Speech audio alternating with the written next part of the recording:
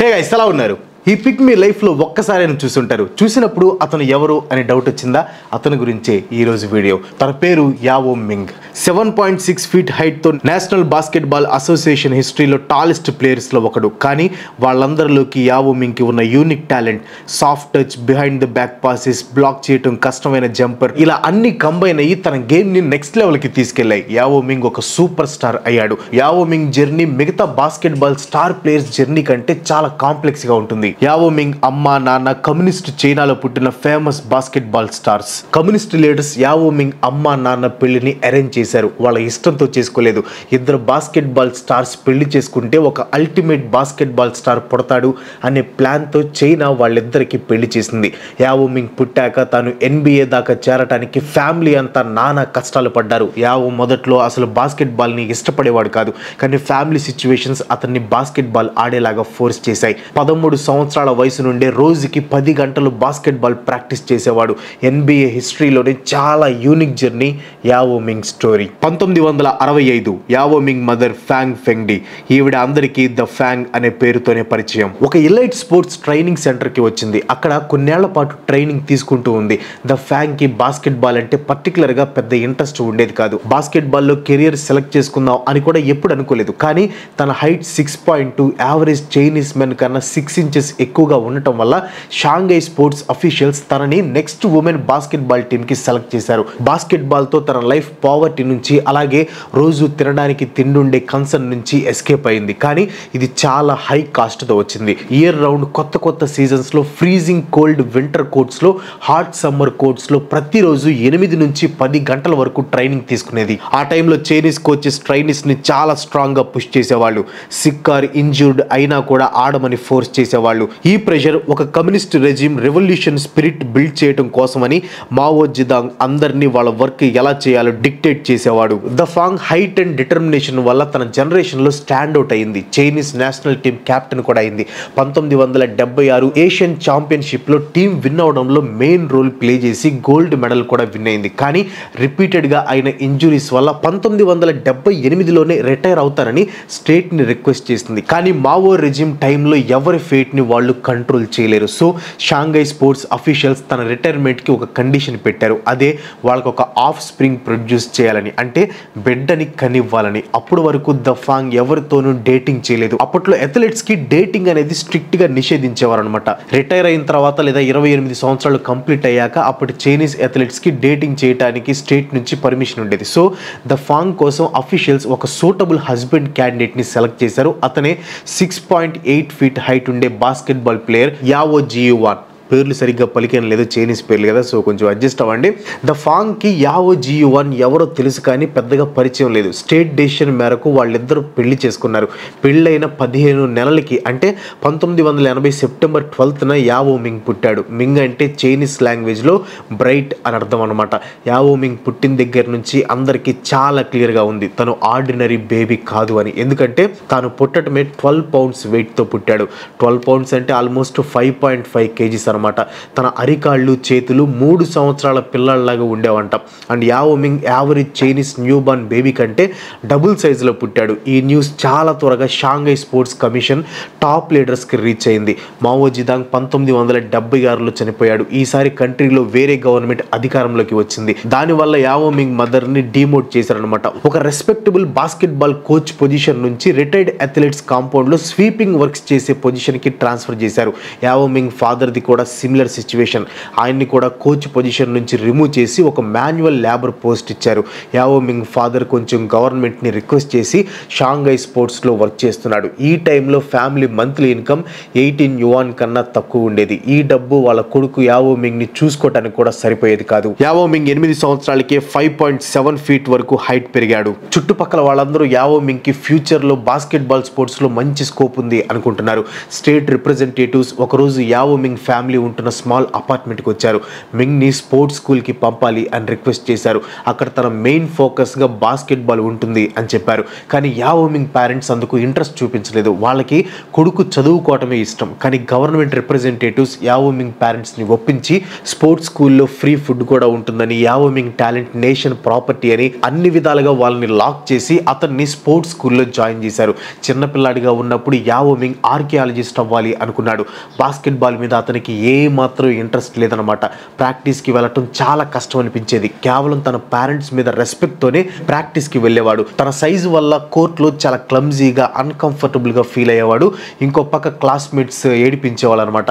యావో Ming ఫిజికల్గా and మెంటల్గా కంప్లీట్గా ఎగ్జాస్ట్ అయిపోయేవాడు. అలా ఒకరోజు ఎగ్జాస్ట్ అయ్యి ఇంటికి వచ్చిన యావో మింగ్ని తన ఫాదర్ అపార్ట్మెంట్ పక్కన ఉన్న ఒక సైకిల్ గరాజ్కి తీసుకెళ్లాడు అనమాట. ఆ గరాజ్లో అప్పటికే యావో మింగ్ వాళ్ళ ఫాదర్ తన కోసం ఒక బాస్కెట్బాల్ నెట్ని పెట్టించాడు. రోజు నైట్ 1 అవర్ ప్రాక్టీస్లో ఎన్నిసార్లు బాల్ నెట్లో వేస్తే అన్ని గిఫ్ట్లు ఇస్తాను అని చెప్పాడు. యావో మింగ్కి అది బాగా ఇంట్రెస్ట్ని జనరేట్ చేసింది. అలా యావో మింగ్కి మెల్లగా ఇంటి దగ్గర కూడా ప్రాక్టీస్ అలవాటు చేశారు. కానీ 12 సంవత్సరాలు వచ్చిన తర్వాత యావో మింగ్ పెయిన్ చూసిన మదర్ తన కొడుకు ఇష్టం లేని స్పోర్ట్స్ ఆడుతూ సఫర్ అవుతున్నాడు అని స్పోర్ట్స్ స్కూల్ నుంచి డిస్కంటిన్యూ చేసింది. ఎకడమిక్స్ స్ట్రాంగ్గా ఉండే మిడిల్ స్కూల్కి పంపింది. అప్పటికే 4 సంవత్సరాల నుంచి ఎకడమిక్స్కి దూరంగా ఉండి బాస్కెట్బాల్ మీద ఇష్టం లేకపోయినా కాన్సన్ట్రేట్ చేస్తున్న యావో మింగ్కి స్కూల్లో ఎకడమిక్స్ కంటిన్యూ చేయడం చాలా కష్టమైపోయింది అనమాట. 13 సంవత్సరాల ఏజ్లోనే Yao Ming already 6.7 feet height పెరిగిపోయాడు. స్పోర్ట్స్ అథారిటీస్ అతన్ని మళ్ళీ కోర్టులోకి తీసుకొని రావాలని ట్రై చేస్తున్నారు. యావో మింగ్ హైట్ చూసి అతనికి ప్రొఫెషనల్ ట్రైనింగ్ స్టార్ట్ చేస్తే అతని స్ట్రగుల్స్ అన్ని వ్యానిష్ అయిపోతాయి అని అనుకున్నారు. పూర్ ఫైనాన్సెస్, స్కూల్లో కష్టాలు అండ్ గవర్నమెంట్ ప్రెషర్ వల్ల యావో మింగ్ తన పేరెంట్స్ అపార్ట్మెంట్ నుంచి మూవ్ అయ్యి షాంఘై స్పోర్ట్స్ టెక్నాలజీ ఇన్స్టిట్యూట్లో సెటిల్ అయ్యాడు. ఇన్స్టిట్యూట్లో జాయిన్ అయిన కొన్ని సంవత్సరాల వరకు యావో మింగ్ తన పేరెంట్స్కి కూడా చాలా రేర్గా కనిపించేవాడంట. 1997 అంటే యావో మింగ్కి 17 సంవత్సరాల వయసు ఉన్నప్పుడు తన హైట్ వచ్చేసి 7.2 ఫీట్కి రీచ్ అయింది. Years of military style drilling, daily 10 hours ట్రైనింగ్తో ఫైనల్లీ అతని బాస్కెట్బాల్ స్కిల్స్ బాగా షేప్ అవటం స్టార్ట్ అయ్యాయి. 1997-98 టైంలో యావో మింగ్ షాంఘై స్పోర్ట్స్ ఇన్స్టిట్యూట్లో ట్రైనింగ్ తీసుకుంటూ ఉండగా షాంఘై షార్క్స్ అనే ప్రొఫెషనల్ క్లబ్ తన హైట్ అండ్ పొటెన్షియల్ని అబ్జర్వ్ చేసి జూనియర్ లెవెల్ నుంచి తన డెవలప్మెంట్ని స్టార్ట్ చేశారనమాట. ఫస్ట్లో యావో మింగ్కి కోర్ట్ టైం ఎక్కువగా దొరికేది కాదనమాట. ఎందుకంటే తన బాడీ చాలా వీక్గా ఉండేది, స్టామినా కూడా తక్కువ ఉండేది. అలాగే క్లమ్జీ మూమెంట్స్ వల్ల కోచెస్కి ఇంప్రూవ్ అవ్వాలంటే టైం పడుతుంది అని అనిపించింది అనమాట. కానీ షాంఘై షార్క్స్ పేషెన్స్ మెయింటైన్ చేసి best trainers and physical conditioning కోచెస్ని అపాయింట్ చేసి యావో మింగ్కి special diet plan, weight training, foot work drills అన్ని డిజైన్ చేశారనమాట.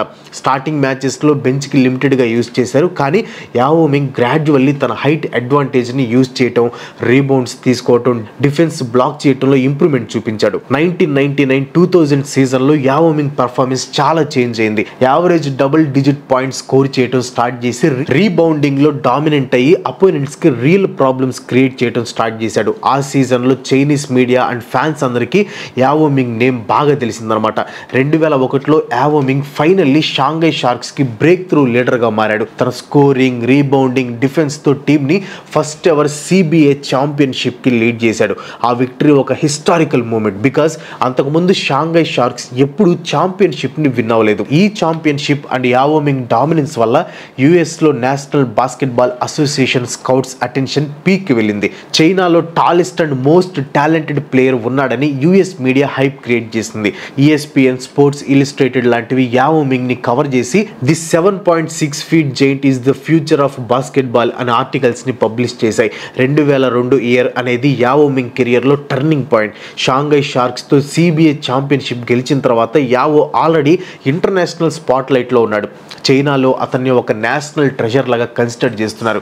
యుఎస్లో స్కౌట్స్ అండ్ మీడియా అతన్ని ఫ్యూచర్ NBA సూపర్ స్టార్గా హైప్ చేస్తున్నారు. ఈ అట్మాస్ఫియర్లో 2002 NBA డ్రాఫ్ట్లో యావో మింగ్ నేమ్ని డిక్లేర్ చేశారు. NBA డ్రాఫ్ట్ అంటే ఇప్పుడు మన IPL ఆప్షన్ ఉంటుంది కదా, అలాంటిది అనుకోండి. డ్రాఫ్ట్ డేన అట్మాస్ఫియర్ ఫుల్ టెన్షన్తో ఉంది. Top pick Houston Rockets team దగ్గర ఉందన్నమాట. రాకెట్స్ రియల్లీ యావో మింగ్ని సెలెక్ట్ చేస్తారా లేక అమెరికన్ కాలేజ్ స్టార్ని ప్రిఫర్ చేస్తారని. కానీ ఫైనల్లీ రాకెట్స్ బోల్డ్ డిసిషన్ తీసుకొని యావో మింగ్ని ఫస్ట్ ఓవరాల్ పిక్గా సెలెక్ట్ చేశారు.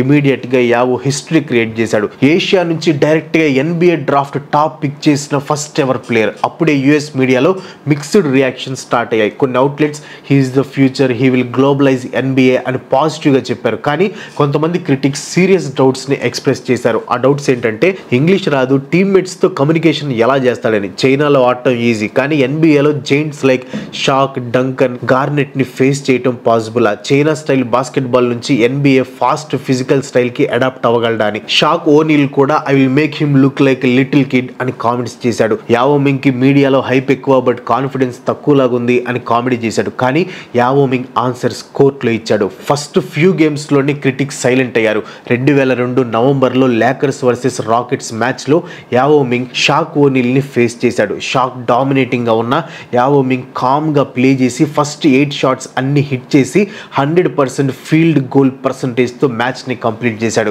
ఆ పర్ఫార్మెన్స్ యుఎస్ లో మెల్లిగా సెన్సేషన్ ని క్రియేట్ చేసింది. యుఎస్ లో అతని పేరు ప్రతి ఇంటికి చేరింది.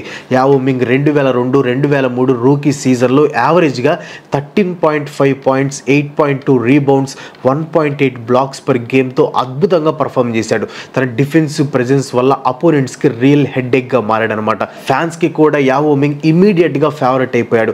హౌస్టన్లో ఉండే చైనీస్ కమ్యూనిటీ అతనికి ఫుల్ సపోర్ట్ ఇచ్చింది. ఎరీనాస్లో గో యావో ఛాన్స్ కామన్ అయిపోయాయి. చైనాలో every Rockets game live telecast అయింది. ఆ సంవత్సరం నుంచి ఎన్బిఏ అఫీషియల్లీ చైనాలో ఒక మాస్ స్పోర్ట్ అయింది.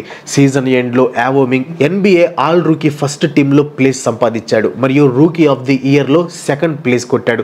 క్రిటిక్స్ అండ్ ఫ్యాన్స్ అందరికీ క్లియర్ గా అర్థమైంది యావోమింగ్ హైప్ కాదు, రియల్ డీల్ అని. రూకీ సీజన్ లో క్రిటిక్స్ ని సైలెంట్ చేసిన తర్వాత యావోమింగ్ రాకెట్స్ కి ఫ్రాంచైజ్ ఫేజ్ గా మారాడు. 2003-2004 సీజన్ లో తన రోల్ ఇంకా సాలిడ్ అయ్యి scoring and rebounding numbers improve అయ్యాయి. అతని కామ్ పర్సనాలిటీ, డెడికేషన్ వల్ల టీమ్మేట్స్ అండ్ కోచెస్ అందరి రెస్పెక్ట్ గెలిచాడు. హౌస్టన్ రాకెట్స్ మేనేజ్మెంట్ కూడా యావోమింగ్ ని టీమ్ ఫ్యూచర్ అని డిక్లేర్ చేసింది. 2004-2005 సీజన్కి యావోమింగ్ నెక్స్ట్ లెవెల్కి వెళ్ళిపోయాడు.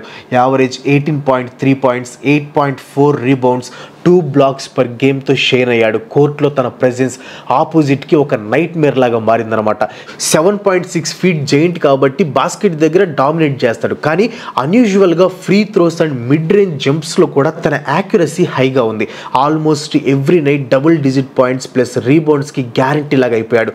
హౌస్టన్ రాకెట్స్కి యావోమింగ్ బ్యాక్ బోన్ అయ్యి మ్యాక్సిమం విక్టరీస్లో తన కాంట్రిబ్యూషన్ కీ రోల్ ప్లే చేసింది. ఫ్యాన్స్ కూడా రియలైజ్ అయ్యారు రాకెట్ ఫ్యూచర్ యావోమింగే అని. 2005లో యావోమింగ్ పాపులారిటీ పీక్కి వెళ్ళిపోయిందనమాట. ఎన్బిఏ ఆల్ స్టార్ ఓటింగ్లో 2.5 మిలియన్ ఓట్స్ కలెక్ట్ చేసి షాక్ ఓనీల్ని ఓవర్టేక్ చేసి స్టార్టింగ్ సెంటర్ పొజిషన్ గెయిన్ చేశాడు. ఇది చాలా సెన్సేషనల్ మూమెంట్ బికాస్ షాక్ అప్పుడు ఎన్బిఏలోని మోస్ట్ డామినెంట్ సెంటర్ అనమాట. చైనాలో మిలియన్స్ ఆఫ్ ఫ్యాన్స్ యావోకి ఓట్స్ వేయటం వల్లనే రికార్డ్స్ బ్రేక్ అయ్యాయి. ఓటింగ్ అంటే చైనాతో మామూలుగా ఉండదు కదా. యుఎస్ఏలో కూడా Yao Ming humble personality plus great performance fans ని అట్రాక్ట్ చేసింది. ఈ ఇన్సిడెంట్ యావోమింగ్ ఒక గ్లోబల్ సూపర్ స్టార్ అని ప్రూవ్ చేసింది. 2003-2009లో యావోమింగ్ పాపులారిటీ లిటరల్లీ నెక్స్ట్ లెవెల్కి వెళ్ళిందనమాట. చైనాలో రాకెట్స్ గేమ్స్ అన్ని లైవ్ టెలికాస్ట్ అవడం స్టార్ట్ అయ్యాయి. మిలియన్స్ ఆఫ్ పీపుల్ స్క్రీన్స్కి అతుక్కుపోయేవాళ్ళు. Corporate sponsors like Nike, Reebok, Apple, Coca Cola, Pepsi అందరికీ Yao Ming one of the most wanted athlete ambassador అయ్యాడు. యావోమింగ్ ఒక గ్లోబల్ బ్రిడ్జ్ లాగా మారాడు. ఈస్ట్ అంటే చైనా అండ్ వెస్ట్, యుఎస్ఏని కనెక్ట్ చేసిన సూపర్ స్టార్. యావోమింగ్ పర్ఫార్మెన్స్ కంటిన్యూస్గా ఇంప్రూవ్ అయింది. 2006-2007 సీజన్స్లో యావరేజ్గా 25 points, 9.4 rebounds per game collect చేశాడు. 2007లో కూడా ఆల్ ఎన్బిఏ సెకండ్ టీంలో ప్లేస్ గెయిన్ చేశాడు. 2003-2009 మధ్యలో 8 సార్లు ఆల్ స్టార్స్కి సెలెక్ట్ అయ్యాడు. అపోనెంట్స్కి యావోమింగ్ని గార్డ్ చేయటం నైట్ మేర్ అయిపోయిందనమాట. Shaq, Tim Duncan, Dwight Howard లాంటి లెజెండ్స్ కూడా యావోమింగ్తో మ్యాచ్అప్ స్టఫ్ అని అడ్మిట్ చేశారంటే చూడండి మనోడి రేంజ్ ఏ రేంజ్లో ఉందో. యావోమింగ్ జర్నీ సూపర్ స్టార్ లెవెల్కి రీచ్ అయిన తర్వాత తన body weight and training intensity వల్ల ఇంజురీ ఇష్యూస్ స్టార్ట్ అయ్యాయి అనమాట. 2005 నుంచి కంటిన్యూస్ ఇంజురీస్, ఫీట్ లో స్ట్రెస్ ఫ్రాక్చర్స్, యాంకిల్ ప్రాబ్లమ్స్, నీ పెయిన్స్ ఇవన్నీ రిపీటెడ్ గా వస్తూనే ఉన్నాయి. రోజుకి 10 గంటలు మిలిటరీ స్టైల్ ట్రైనింగ్ వల్ల బోన్స్ కి హెవీ స్ట్రెయిన్ వచ్చి క్రాక్స్ క్రియేట్ అవుతున్నాయని డాక్టర్స్ చెప్పారు. ఇంజురీ నుంచి రికవర్ అయ్యి ఎవ్రీ టైం కమ్బ్యాక్ చేసినా కానీ ఇంకో ఫ్రాక్చర్ ఆర్ ఇంజురీ వల్ల లాంగ్ బ్రేక్స్ తీసుకోవాల్సి వచ్చేది. ఇంజురీస్ వల్ల యావోమింగ్ ఫుల్ పొటెన్షియల్ ఎన్బిఏలో షోకాస్ట్ చేయడానికి ఛాన్స్ లేకపోయింది. 2008-2009 సీజన్లో కూడా యావోమింగ్ హౌస్టన్ రాకెట్స్ ని వెస్టర్న్ కాన్ఫరెన్స్ సెమీఫైనల్స్కి రీచ్ చేయడంలో కీ రోల్ ప్లే చేశాడు. ఫ్యాన్స్లో హోప్ క్రియేట్ అయింది, రాకెట్స్ ఫైనల్లీ ఛాంపియన్షిప్కి వెళ్ళొచ్చని. కానీ సిరీస్ మిడిల్లో స్ట్రెస్ ఫ్రాక్చర్ వల్ల యావో మింగ్ కంప్లీట్గా సీజన్ నుంచి రూల్ అవుట్ అయిపోయాడు. అది ఫ్యాన్స్ అండ్ ఫ్రాంచైజ్కి హ్యూజ్ హార్ట్ బ్రేక్. ఇంజురీస్తో స్ట్రగుల్ చేస్తున్నా కూడా యావో మింగ్ 2008 బీజింగ్ ఒలింపిక్స్లో చైనాని రిప్రజెంట్ చేశాడు. ఓపెనింగ్ సెరమనీలో ఫ్లాగ్ బీరర్గా మార్చ్ చేసిన మూమెంట్ తన కెరియర్లోనే మోస్ట్ మెమరబుల్ మూమెంట్. టోర్నమెంట్లో కూడా యావరేజ్గా 19 పాయింట్స్ పర్ గేమ్తో పర్ఫామ్ చేశాడు. ఇంజురీస్తో లిమిటెడ్గా ఉన్నా కూడా ఫ్యాన్స్కి Yao Ming symbol of hope and determination లా కనిపించాడు. 2009-2011 మధ్యలో కంటిన్యూస్ ఇంజురీస్, మల్టిపుల్ సర్జరీస్ వల్ల యావో మింగ్ ఫిజికల్లీ టైర్ అయిపోయాడు. ఇలాగే కంటిన్యూ చేస్తే పర్మనెంట్ డిజబిలిటీ రిస్క్ ఉంటుందని డాక్టర్స్ చెప్పారు. సో 2011 30 సంవత్సరాల ఏజ్లోనే రిటైర్మెంట్ అనౌన్స్ చేశాడు. ఒక ఏషియా ప్లేయర్ గ్లోబల్గా ఈ రేంజ్ క్రేజ్ అంటే మామూలు విషయం కాదు. జనరల్గా బాస్కెట్బాల్ ప్లేయర్స్ మన క్రికెటర్స్ లాగానే 38-40 సంవత్సరాల మధ్యలో రిటైర్ అవుతారు.